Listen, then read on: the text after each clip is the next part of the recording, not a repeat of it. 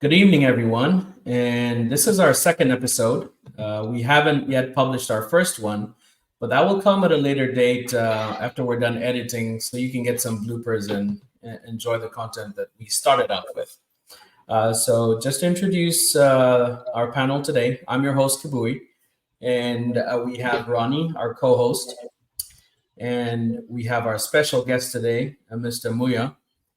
There you And go. today we're going to talk about school, life, career path, and how it's changed from our generation to our next generation. So, quick introduction. Moya, just tell us a little bit about yourself, and then we can jump right in. Go for it. Cool. My name is Moya. Um, Actually, first of all, thank you guys for having me on. I really appreciate it. It's a pleasure. My name is Moya. I'm 22 years old, live in the North Texas area. I currently work in IT, and I'm also pursuing a degree in cybersecurity. So that's just a little bit about me. Wow, that's Excellent. awesome. That's awesome, man. Muya, nice to meet you. Nice And to meet you as well. yeah, man, so proud of you and your pops right here. And I can tell from the word go you have really good parents. And yeah, okay, 22, cybersecurity. Okay, that's Yeah. where the gig is. Uh, Good yeah, job. they're okay. Yeah. Yeah. No. They're All good right. parents. Okay. I'm very thankful for them. Oh, good. Yeah. So, Ronnie, we talk about growing up in the 80s and the 90s, Yeah. and we're talking about 30, 40 years down the road. Right. So, talk about what it was like for you in your household and what your parents told you about life, work, and career.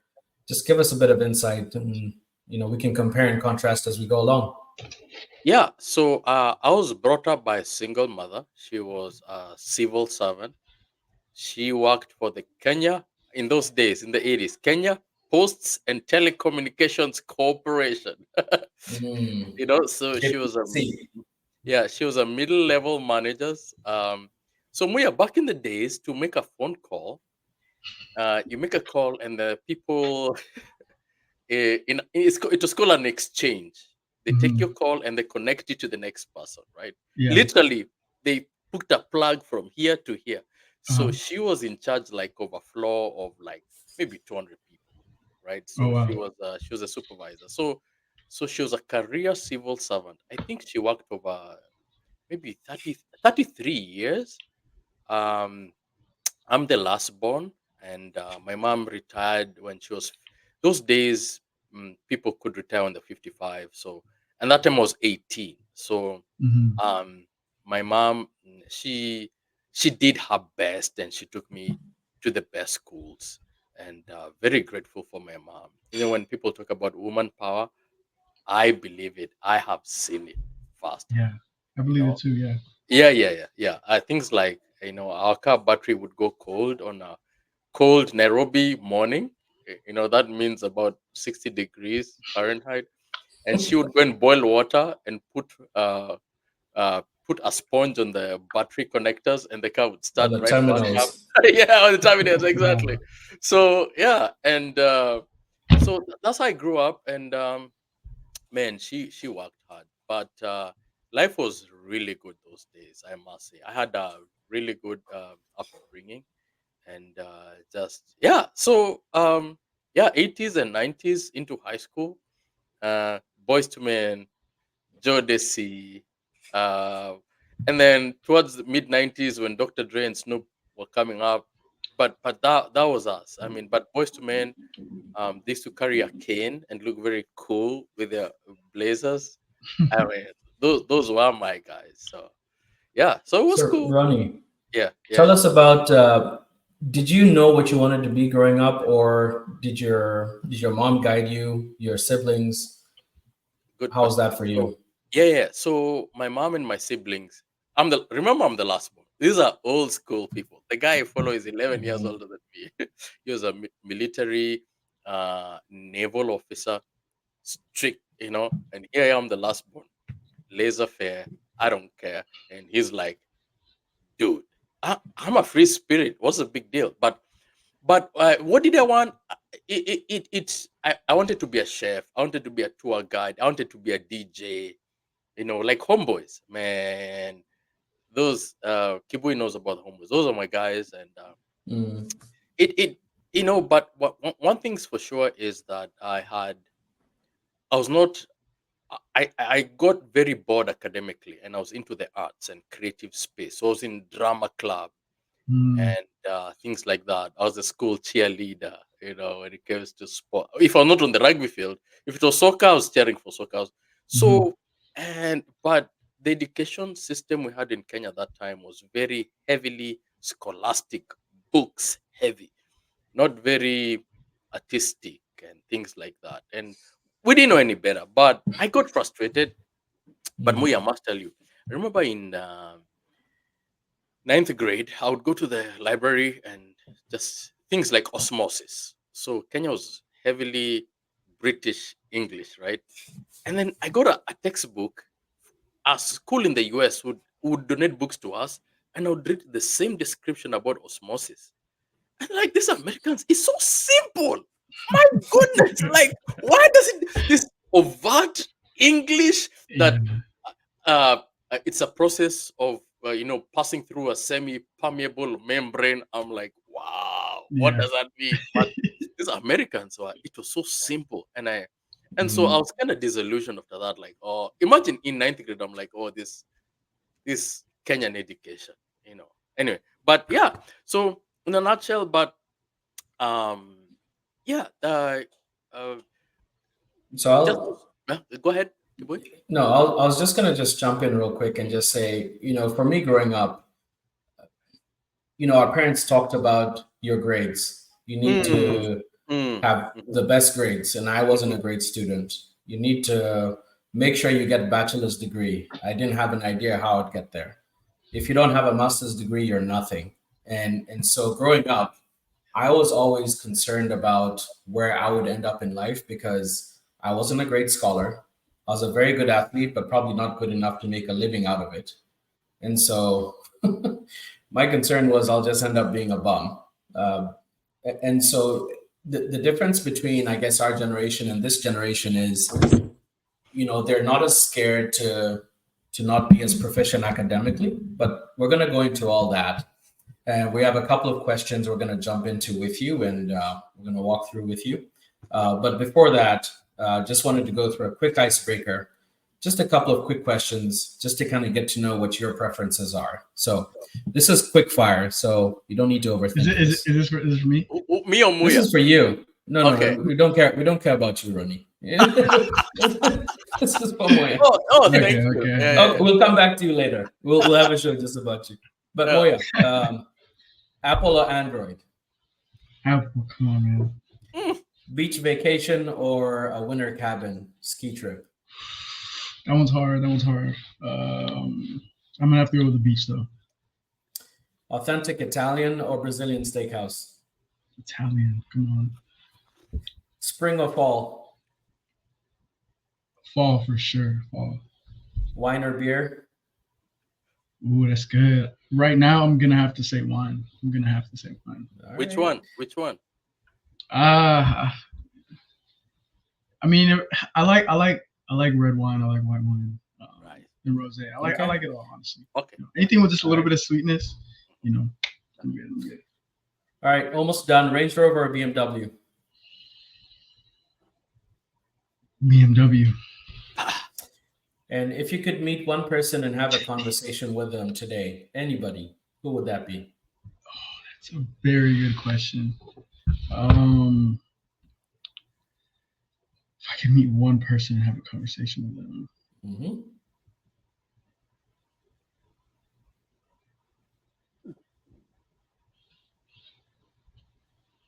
Come on. All right. Probably like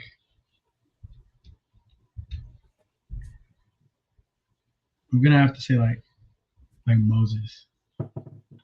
Wow. Yeah, I'm gonna have to say Moses. Mm. I just Wow. the reason I might have That's picked somebody else, but the reason why I said that is because Uh-huh. I just watched this like kind of like not a mockumentary, but it was like a live action thing of kind of like the life of Moses, Mhm. and they were talking about it like a couple Sundays back in church. So yeah. Cool. Wow. All right. That's cool. That's So cool. appreciate Like that. you doing the quick fire. So Ronnie, we've got a couple of questions for Moya, and I'm going to have you lead the way, and we'll just kind of tag team it through it. All right. Okay, sounds good. Go ahead, Ronnie. So Moya, tell me about your junior year. And you started looking at schools and you're applying. How are you feeling about all that? So junior year of high school, Yeah. that was 2017 to 2018 for me. Mhm. So at this time, the way I'm processing things, I'm thinking that it's a lot easier to get into college and to pay for college than I guess my parents were making it out to be, right? Because at this time, it's like kind of customary. You know, you go to high school, you know, you choose from a list of colleges, you know, or whatever, you know. And in my head, I'm like, oh, I'm just gonna go to whatever college that I you know, just that I like, and then I'm gonna, you know, do my 4 years, and that'll be it. Obviously, I had known that college was expensive, and at the time, I was a pretty average student as well. So, you know, I had that little doubt in my mind, like, well, what if I don't get into this school? Or, you know, what if I don't have money to pay? So at this point, you know, I'm really wanting to get out of the house because, you know, growing up in an African household, I felt a little bit constrained on being who I like truly was, right? So I needed to go out and kind of live life. That was my Right. mindset. You know, I wanted to go not too far away, but definitely far enough. Okay. Good. So- more. Okay, go ahead. Go ahead. No, you go ahead. Go ahead. No, I was gonna say about growing in an African home. We'll come back to that. That's a topic for another day. As I am. Okay. Go ahead, Kiboy. Yeah, so I remember you applying for colleges. I remember you guys took a couple of trips to campuses, and one of them was, I think your mom organized a trip to OSU, and I Yep. said, "Wait a minute, that's out of state." And I told you, you guys can go to OSU. I don't care. That's fine. Go have a good Oklahoma, huh? time. Yeah, it's Oklahoma, so Oklahoma. that's out of state wow. tuition. Yeah. So I said, there's no way in heck we're paying for OSU. Just so you know, go and enjoy the campus. Just go see what it's like. And you're like, I mean, what's the big deal? And I'm like, well, have you seen the tuition? And I think as a young kid, you don't really process how much it's going to cost in the grand scheme of things. And I'm looking at long term, trying to do everything we can so that, you know, you have minimal debt when you're done with school, if you're done with school. And so for me, I was just watching from the shadows, just thinking, good Lord, he's trying to go out of state. Like at first, I hope you don't get accepted, but because then it's a conversation that we have to have like that. Like, they've accepted me. I have to try. Okay. You know? Pause. Muya, why OSU? I'm curious. I don't even remember at the time that what attracted me to OSU. I kind of was looking at Oklahoma schools just because it was like kind of far, not too far. I'm thinking that if I don't go super far, then it's gonna, like, if I'm not going to California, Florida, New York, like up north for school, I'm thinking it's gonna be relatively affordable. So okay, I see that. So why not Alabama? Why not Georgia? What are the surrounding states to Texas? So there's Louisiana, Oklahoma, New Mexico, like Arizona, Colorado. So LSU now. I think I applied to LSU. I think I actually did applied apply to LSU because our neighbor applied to LSU. Yes, Okay. it was, yes. John he was applied going to LSU. He was, yeah. And he'd probably he had probably no. If I was a junior, he was attending. He was a year LSU. ahead of you. Yeah, he was attending there. So yeah, I liked LSU a lot. And then I was also looking at Texas schools. So I applied to UNT. I applied to Texas State, Texas Tech, I believe. Liberty. No, not Liberty. Texas is big, mind you. So you can drive 10 hours. Kenya. Yeah. Listen. So it's like even if I go to another city, if I go 4 or 5 hours away, that's still, Yeah. you know. You Texas South Padre for that fantastic education. Yeah. Yeah. Baylor. But No, I knew for a fact that Baylor was like out of the question just because I had heard things. Because I think the thing about these schools like SMU and Baylor, like even though I'm a junior in high school, like I understand that these are private institutions and that Yeah. they're going to cost more anyway. And so, and you know, looking at the requirements, knowing that I probably wasn't going to get in, I was like, I'm not going to bother with those schools. Okay. All right. Keep going. so talk to us about your senior year. You know, you're playing soccer, you're doing great. Then you have prom, then you have What position? graduation. Yeah. What position, Go ahead. brother, in soccer? CDM, CDM is what? center defensive mid. So I just sit in front of the defenders, like Okay. in between the two center backs. Okay. So like a midfield kind of. Okay. Mhm. All right. Yeah, he's being humble because he was all conference second team. Oh. And they went to state. They were one game Okay. from the state tournament, so Okay, they were a Moya. pretty good side. Yeah. Oh, nice. I miss that. I think about that often. I'm not gonna Yeah. lie. A couple of months ago, I saw your dad sliding in someone's lawn. I was like, Yeah, in Kenya. wow, dude, how old Yeah. are you, man? Yeah, Stop you it. still got Not it. old You still enough got it. yet. I can still You do still it. got it. All right. Okay. So you guys that graduated, you know, there's the parties, everything's great, and then when the parties are done and it's now summer and maybe you guys are working, where were you in your mind at that point? Because I don't think you had decided on a university. You were still trying to figure things out. Where were you in your mind at that time? that was an interesting time in my life. After that season, I was coming off the injury, and at the end of that season is kind of when I was given hope by like my coach and by other coaches that were emailing me that I could play collegiate soccer at least at a D3 or a D2 level. So I'm this is now kind of like in my head, in the back of my head, it's like a way out is, you know, playing soccer through school. Summer rolls around. I think I'm talking to like a couple coaches. I'm working at this point, and I have that gut feeling that like because the schools weren't giving me enough money that I was gonna have to stay in and go to community college. And that really messed with me because it's like whenever the deadline was like approaching closer, like reality starts to set in. And I didn't want to face that reality, you know. So it was a little tough for me because I definitely wanted to go to a 4-year university. Okay. So, okay. So here are we talking senior year?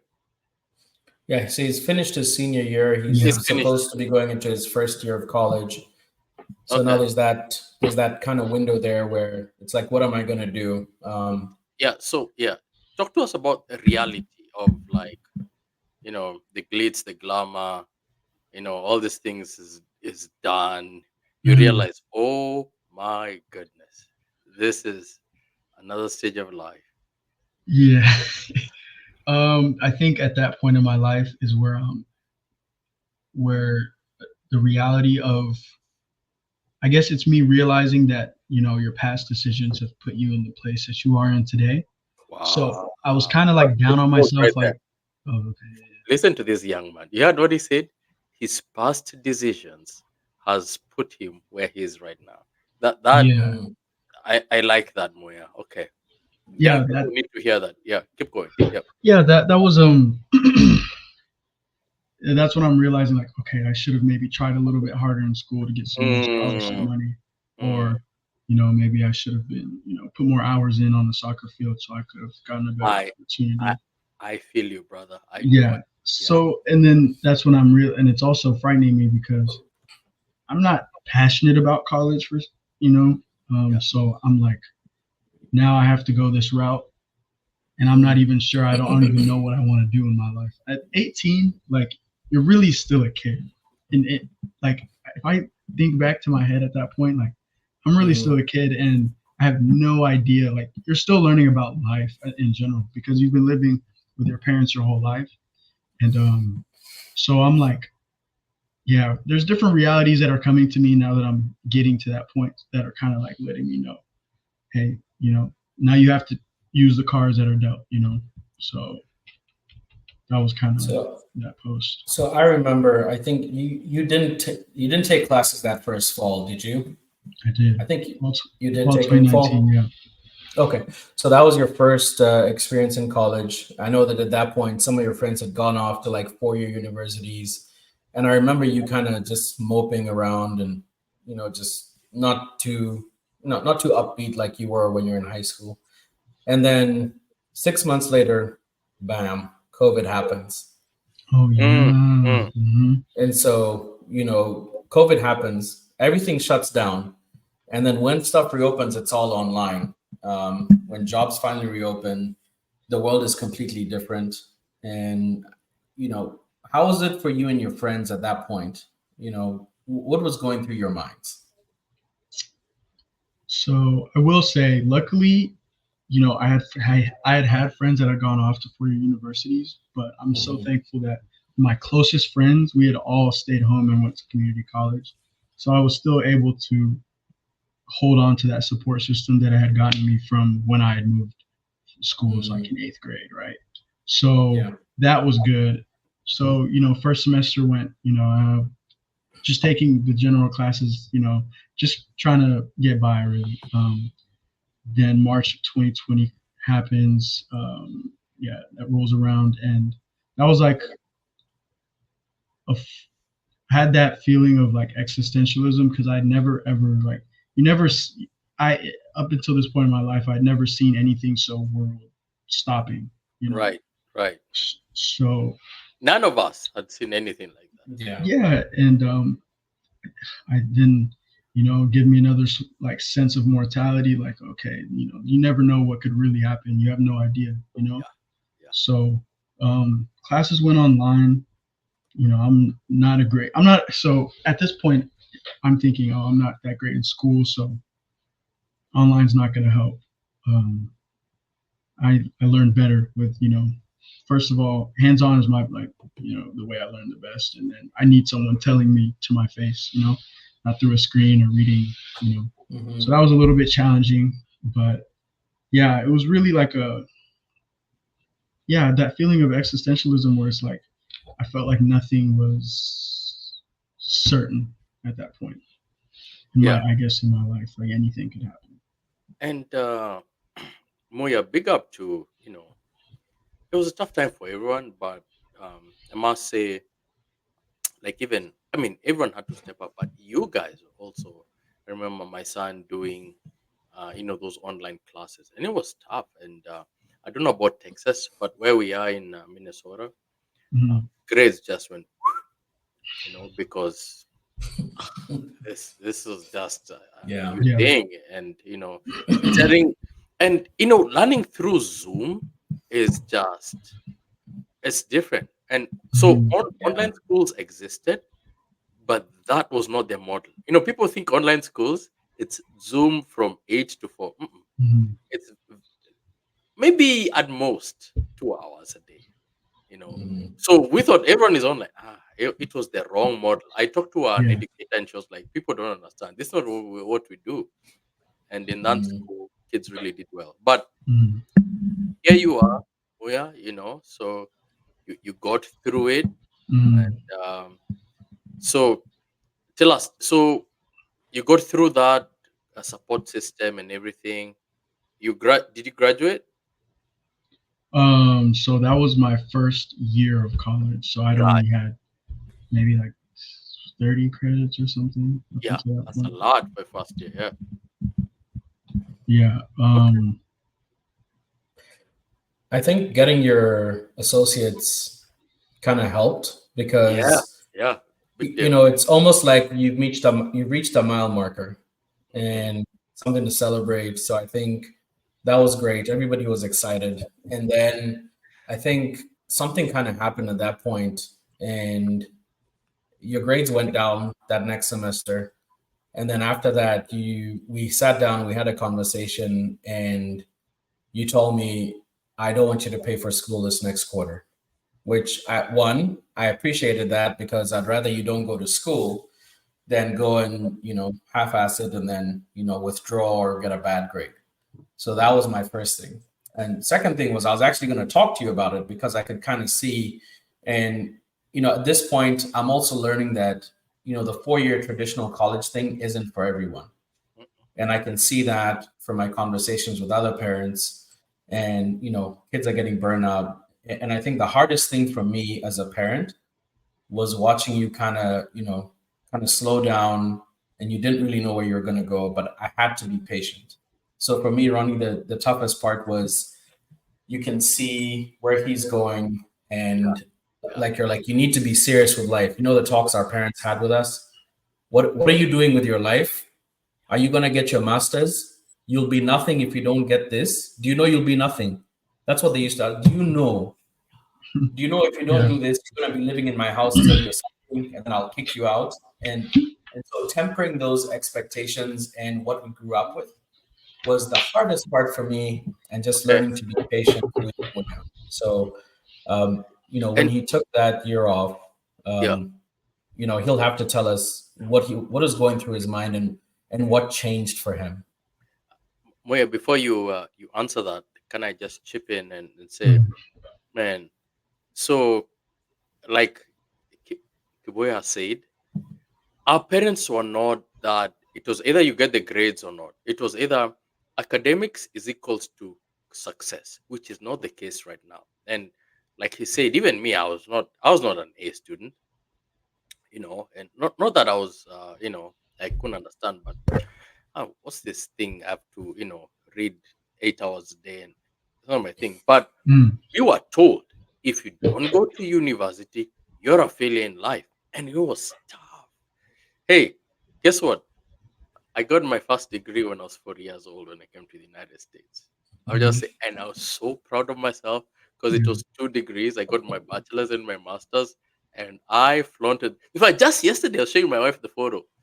So, but with my kids, so I have a son who's 16 and 12, and it's different with you guys, and just it's very different. Yeah. To hear Kibui sitting with you and saying, "Hey, what's up?" and then adapting as parents, like, okay, you don't have to go to a 4-year degree college. The world is different, man. And so that's cool. That's cool. I like that. Yeah. So the year that you took off, full circle, you can bring us back to what kind of shocked you or kind of put you back into the mind frame to go back and chase it. What happened in that year when you took off school? So that was part of when I was living on my own with some of my friends. So after I got the associate's degree, proud of myself. When you get any type of milestone in your life, it confirms to you, like, this is the work I put in, and now I've achieved this. So it gives you, a sense to keep going. So at this point, I'm like, I did my 2 years at, community college at home. I think I'm ready to go experience, college, away from my parents and everything. So went to just 40 minutes away from where we live. Went to a school over there, and as soon as I got there is when I, when you don't have the security blanket of being with your parents, every decision that you make, like, it matters, it affects you and you have to manage your time wisely. But at this time, I'm like, I'm finally at college. I'm gonna have the fun I never had, right? So me and my roommates were going to parties. We're doing this, we're doing that, staying up late. Still going to class, but not really. My head's not in school. So yeah, I failed a couple of classes. I tried again another semester. Then after, I was like, the thing about our generation, we've been in social media since we were preteens, so we kind of know how it works, right? And we're seeing kids our age and make it off of this internet money, in a wide variety of ways. Yeah. So in our head, we're young, we're very creative. All my friends were already like our brains are very creative. So, we're having these grand ideas like, oh, this is how we can do this. We do not, like, school's not, an option right now. We should pivot this way, right? And like you said, Ronnie, the notion that, if you don't go to college and you'll be a bum, it was still like affecting people, and people still held on to it. So like in everybody's mind, so even for my generation, like, people still think that. So Okay. I'm also dealing with, that emotion, like, oh, if I don't go to college, I'll be a bum. So yeah, the thing that really changed for me was knowing that there are so many different ways to be successful. And I'm watching kids my age, younger than me, making a lot of money. When I tell you there are kids younger than me making so much money on the internet Right. that I was, my friends and I, we had believed that we could do it ourselves. So I was like, I just need to cut school out and give this 100%, But I'm very glad that my dad took a step back and let me figure it out. Okay. If that weren't to happen, I probably never would have figured out my true passions and the things that I love doing the most, right? So I'm thankful for that, because I feel like not a lot of people get that. They're really, really drilled in, and they have to, they're following something that their parents told them, and they don't even care for it, and they never get to explore who they truly are and what they truly like to do, right? So yeah, it was a rough period, being broke college student, So Wow. yeah, Man. it was a lot. There's a lot in that story. So No, I'll keep it short. for me, those are the conversations, because I can see them now in the not in the forefront, but I can see, because you're kind of like a foreshadow. My son is 16, but Mm, I can see him, those online. I can see him. He's tried stuff online. I see it, mhm. but at the same time, study, work hard, and it's so. I'm sure you guys have had those conversations, but okay, Yeah, I'm glad. Your dad here took a step back for you to discover yourself. That's really cool. yeah, Yeah. yeah. I'm appreciative for that, for hmm sure. hmm So we're going to bring this full circle. What would you say to parents out there who have kids who don't have a defined path they're going to follow? Some kids know I'm going to go be a doctor, so I'm going to do my school, then I'm going to do my, my medical school or whatever. I'm going to be an engineer. What would you say to parents whose kids have finished high school? They don't know what they want to do. They're still just kind of, in that zone where they're trying to figure themselves out. What would you say to those parents? What would you say to those parents? Particularly, I want you to speak to immigrant parents also, Okay. because that's a different spin. So Yeah, speak it to is. That's that. true. That's Yeah. very true. So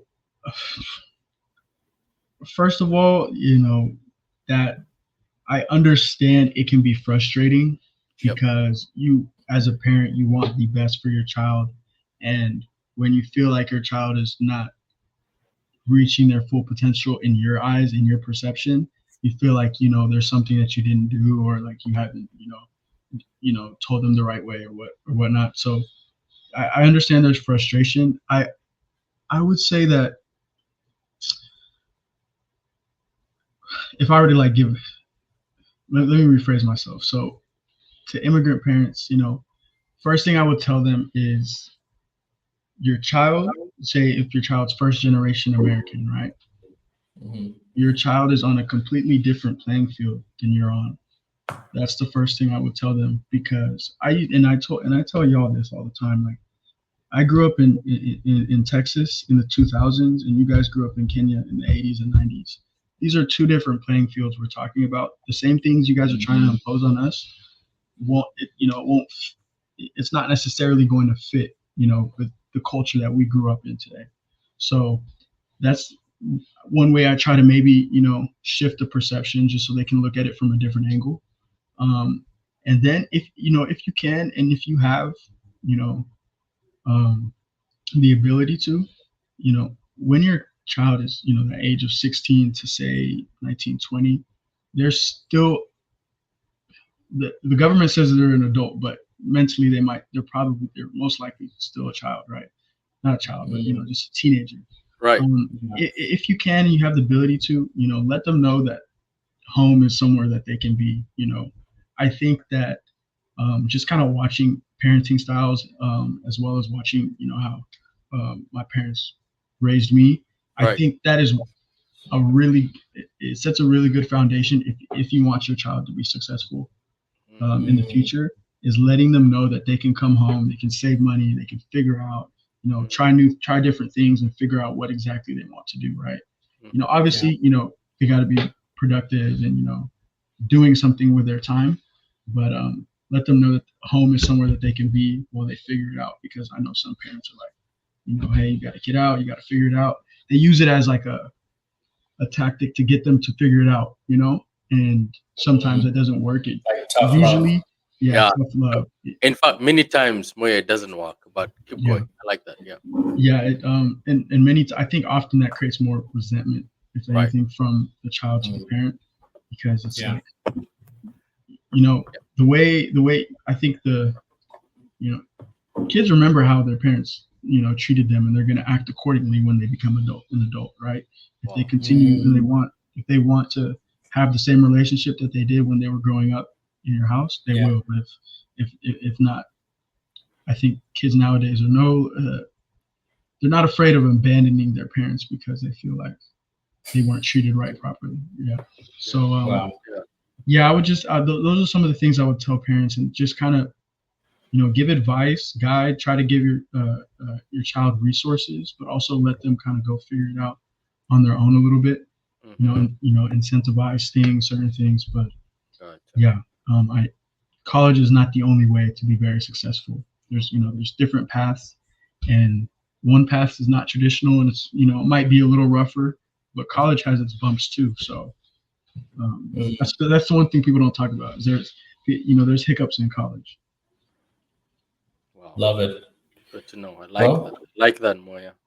I appreciate the knowledge that you've shared with us today and your time. Thank you Yeah. so much Thanks for for having being me. transparent. And Moya will call you back again. There's the touch points there about immigrants, parents, and things like that.